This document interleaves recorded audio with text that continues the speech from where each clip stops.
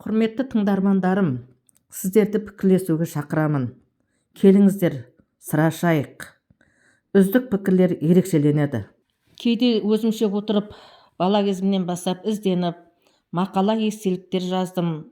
Оны институтта жалғастырып, ғылыми еңбектерді француз тілінен орысшаға, орысша қазақша, арабша қазақша, қазақша орысша, тағы басқа аудармалар жасадым.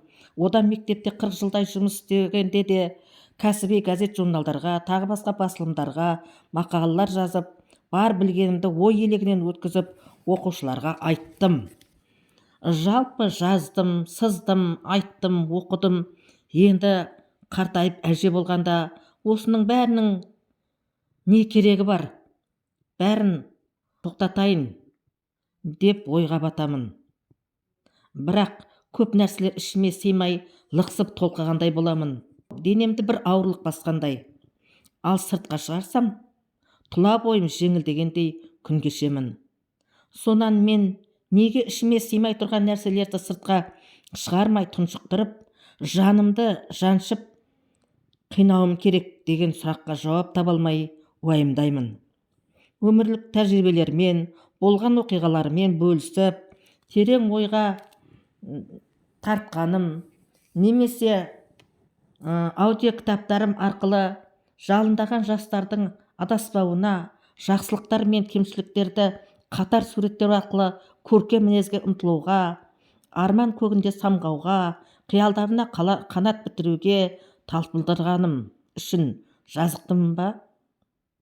Немесе өмірді философиялық тұрғыда түйсіну арқылы соның шеткі қатпарларын жай, қарапайым түсінікті тілмен мысалдар арқылы жеткізе білсем, нұсқау арқылы ой тастасам, ол да дұрыс емес пе?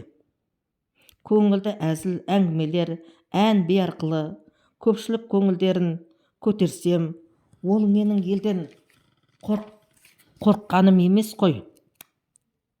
Жалпы діни түсініктерде де ұстаздық еңбек, яғни біреуді жақсылыққа талпындыру сауапты іс демей ме деген ойлар мазалайды. Сіздер қалай ойлайсыздар? Адамның күні адаммен демей ме?